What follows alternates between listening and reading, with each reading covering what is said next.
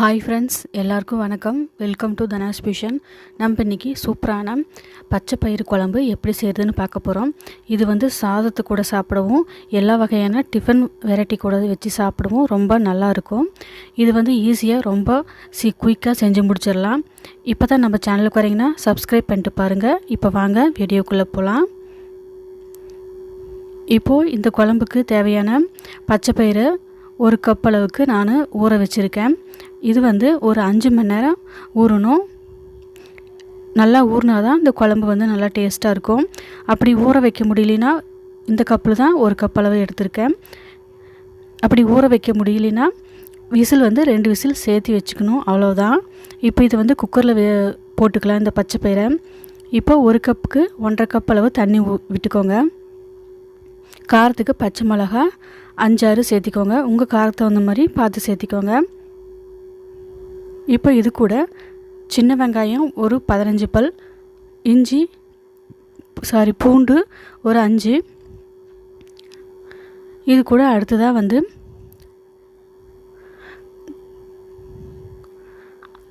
மஞ்சத்தூள் ஒரு 1/4 டீஸ்பூன் அளவுக்கு சேர்த்திக்கோங்க. குழம்பு மிளகாய் பொடி 1 டேபிள் ஸ்பூன் அளவுக்கு சேர்த்திக்கோங்க. குழம்பு மிளகாய் பொடி இல்லைன்னா சாம்பார் பொடி கூட 1 டேபிள் ஸ்பூன் அளவுக்கு சேர்த்திக்கலாம். இப்போ இது எல்லாத்தையும் சேர்த்திட்டு எல்லாத்தையும் நல்லா கலந்து விட்டுக்கோங்க. இப்போ கலந்து விட்டுட்டு இப்போ குக்கர் மூடி வச்சுட்டு ஸ்டவ் ஆன் பண்ணிக்கோங்க. இது வந்து 3 விசில் வச்சு எடுத்துக்கோங்க. 3 விசில் வச்சுட்டு எடுத்துக்கோங்க, அவ்வளோதான். இப்போ ஒரு மிக்ஸி ஜார் எடுத்துக்கலாம். இது கூட தேங்காய் துண்டு இந்த மாதிரி ஒரு 2-3 பத்தை மட்டும் சேர்த்திக்கோங்க. அதிகமாக சேர்த்த வேண்டாம். இது கூட அடுத்ததாக வந்து இஞ்சி ஒரு இன்ச் அளவுக்கு இந்த மாதிரி கட் பண்ணிவிட்டு சேர்த்திக்கோங்க. அடுத்ததாக சின்னதாக ஒரு கொத்தமல்லி இலையை கொஞ்சமாக இந்த மாதிரி சேர்த்திக்கோங்க. சீரகம் 1/2 டேபிள் ஸ்பூன் அளவுக்கு சேர்த்திக்கோங்க. இது எல்லாத்தையும் சேர்த்திட்டு தண்ணி கொஞ்சமாக விட்டுட்டு நல்லா நைஸ் பேஸ்ட்டாக இப்போ நம்ம இதை அரைச்சிட்டு வந்துடலாம். இப்போ மிக்ஸி ஜாரில் இது பாருங்கள், அரைச்சி எடுத்துகிட்டு வந்தாச்சு. இந்த மாதிரி நல்லா நைஸாக அரைச்சி எடுத்துக்கணும். இது இப்போ ஒரு பக்கம் இருக்கட்டும். குக்கர் வந்து விசில் வந்துருச்சு. இது வந்து ரிலீஸ் ஆனதும் ஓப்பன் பண்ணி பார்க்கலாம். பாருங்கள், நல்லா வெந்து மலர்ந்து வந்துருக்குது. இதை வந்து மத்து வச்சு கடைஞ்சிக்கலாம். இப்போது ரொம்ப கடையக்கூடாது, ஒன்றும் அதிகமாக கடைஞ்சிக்கணும். அப்போ தான் டேஸ்ட் வந்து நல்லாயிருக்கும். இது கொஞ்சம் கொலகொலன்னு தான் இருக்கும். இதோட இது அப்படி தான் இருக்கும், ஆனால் டேஸ்ட் வந்து ரொம்ப நல்லாயிருக்கும். இப்போது இது வந்து ஒரு பாத்திரத்தில் இந்த மாதிரி மாற்றி வச்சுக்கலாம். எந்த பாத்திரத்தில் குழம்பு வைக்கிறோமோ அதில் ஊற்றிக்கலாம். இப்போ இது கூட மிக்சியில் அரைச்சதெல்லாம் இது கூட நம்ம இந்த பேஸ்ட்டை இது கூட சேர்த்திக்கோங்களா. இது சேர்த்துனதுக்கப்புறம் தண்ணி வந்து வெதுவெதுப்பான தண்ணி ஒரு அடுப்பில் நான் வச்சுருக்கேன். அதை வந்து இதில் கொஞ்சம் மிக்ஸ் பண்ணி குக்கரை கொஞ்சம் அலம்பிட்டு ஊற்றிக்கோங்க. கூடவே இன்னும் ஒரு கப் அளவுக்கு தண்ணி ஊற்றிக்கோங்க. நான் வந்து தண்ணி வந்து சூடு பண்ணி தான் ஊற்றுறேன். நீங்களும் அதேமாதிரி சூடு பண்ணி ஊற்றிக்கோங்க. பச்சை தண்ணி ஊற்றிங்கன்னா அப்புறம் குழம்பு வந்து சப்புன்னு இருக்கும். அதனால் தண்ணி வந்து சூடு பண்ணிக்கிட்டு இந்த டைமில் ஊற்றிக்கணும். இப்போ இந்த குழம்புக்கு தேவையான உப்பு 1/2 டேபிள் ஸ்பூன் அளவுக்கு சேர்த்திக்கோங்க. சேர்த்திட்டு எல்லாத்தையும் நல்லா கலந்து விட்டுக்கலாம்.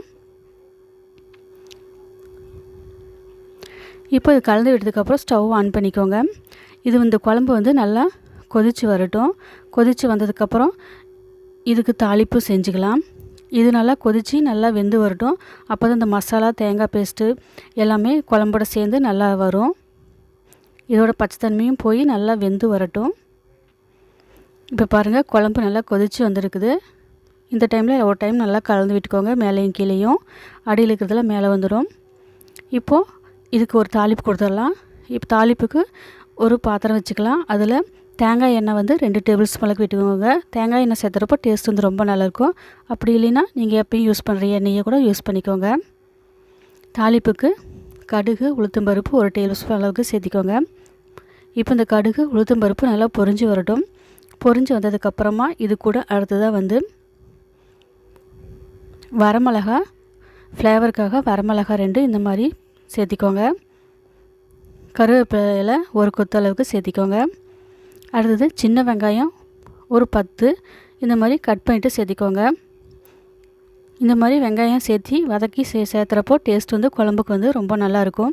அப்படி இல்லைன்னா பெரிய வெங்காயமாக இருந்தால் அதில் ஒரு பாதி மட்டும் சேர்த்திக்கோங்க. இப்போ இந்த வெங்காயம் சட்டுன்னு வேகிறதுக்காக உப்பு கொஞ்சம் சேர்த்திக்கோங்க. சீக்கிரமாக வதங்கி வந்துடும். கலர் வந்து சேஞ்ச் ஆகணும்னு அவசியம் கிடையாது. இப்போ இந்த தாளிப்பை இந்த குழம்புல கொட்டிடுங்க. இப்போது இந்த குழம்புல கொட்டினதுக்கப்புறம் இதை நல்லா கலந்து விட்டுக்கிட்டு உப்பு கரெக்டாக இருக்குன்னு செக் பண்ணிக்கோங்க.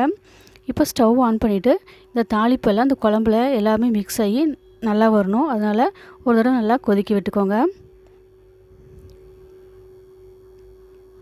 இப்போ நல்லா கொதித்து வந்துருச்சு. எல்லாத்தையும் ஒரு தடவை நல்லா கலந்து விட்டுக்கோங்க. அவ்வளோதான், நம்மளுக்கு வந்து சூப்பரான பச்சை பயிறு குழம்பு வந்து ரெடி ஆயிடுச்சு. இது வந்து குயிக்காக செஞ்சு முடிச்சிடலாம். நீங்கள் சப்போஸ் ஊற வைக்கல அப்படின்னா விசில் வந்து 6 விசில் வச்சு எடுத்துக்கோங்க. அப்போ நல்லா வெந்து வந்துடும். அவ்வளோதான். நாளைக்கு வந்து இன்னொரு வீடியோவில் பார்க்கலாம். லைக் பண்ணுங்கள், ஷேர் பண்ணுங்கள், சப்ஸ்கிரைப் பண்ணுங்கள்.